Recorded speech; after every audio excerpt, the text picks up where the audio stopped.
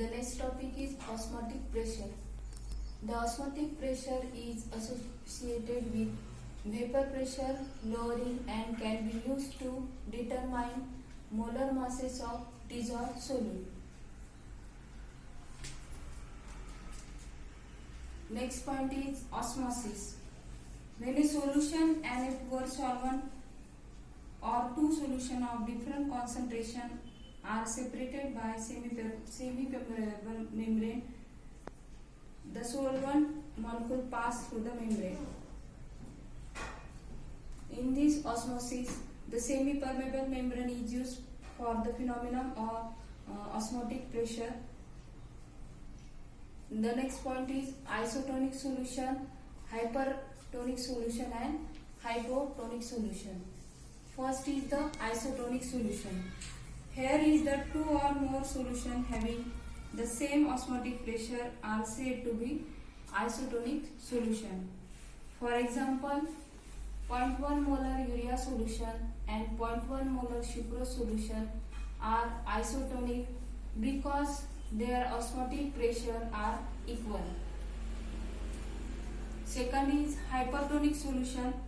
In this solution, if two solutions have unequal osmotic pressure, the more concentrated solution with higher osmotic pressure is said to be hypertonic solution. Third is the hypotonic solution. In this solution, the more dilute solution exhibiting lower osmotic pressure is to be hypotonic solution. For example is, if osmotic pressure of sucrose solution is higher than the urea solution,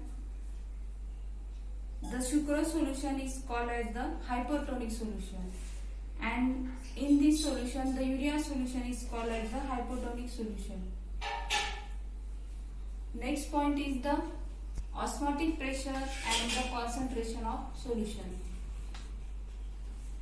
In the very dilute solution, the osmotic pressure follows the equation is pi is equal to Nt RT upon V, where V is the volume of solution in dm cube containing N2 moles of non-volatile solute, R is the gas constant, T is the temperature. Hence the term is written by N2 upon V is the concentration in molarity, that is capital M. Thus can be written as pi is equal to MRT. Here is M value is given by N2 upon V. It's called the equation second. If the mass of solute in V liters of solution is W2 and its molar mass is M2, then we written as N2 is equal to W2 upon M2. Put the value of W2 upon M2 in equation first, that is equation first. We written as pi is equal to W2 RT divided by M2V, or the M2 is calculated by W2 RT divided by pi V, that is the equation 3.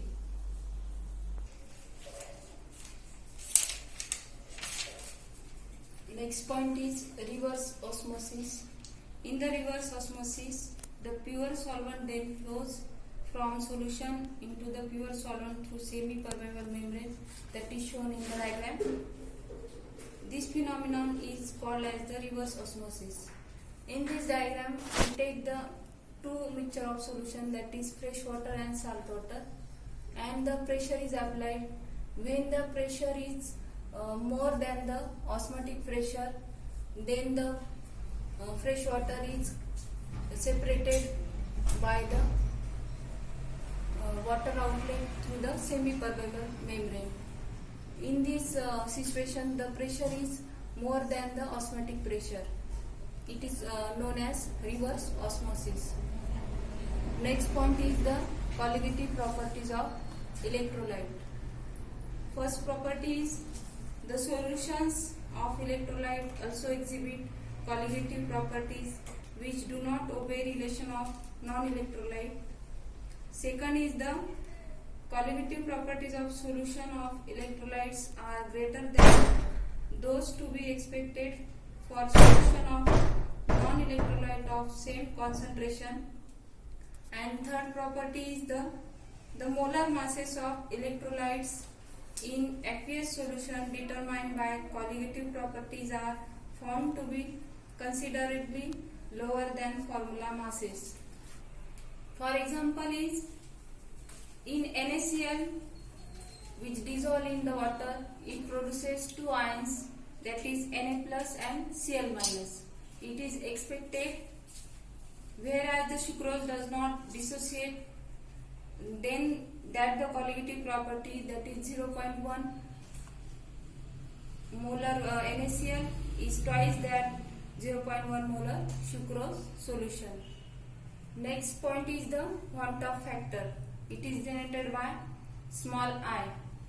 That is the ratio of colligative property of electrolyte solution to the colligative property of non-electrolyte solution. Here is the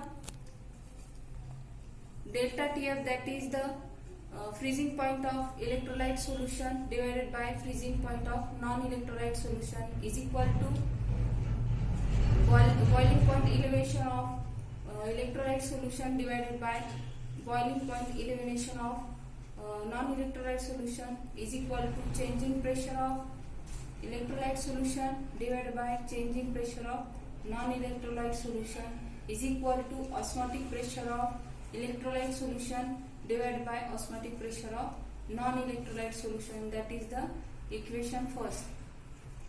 The Van-'t-Hoff factor I is also defined as the alternative but exactly equivalent manner, that is the actual moles of particles in solution after dissociation divided by the moles of formula units dissolved in solution. That is the equation second is equal to the formula mass of substance divided by the observed molar mass of substance. That is denoted by M theoretical divided by M observed. That is equation 3.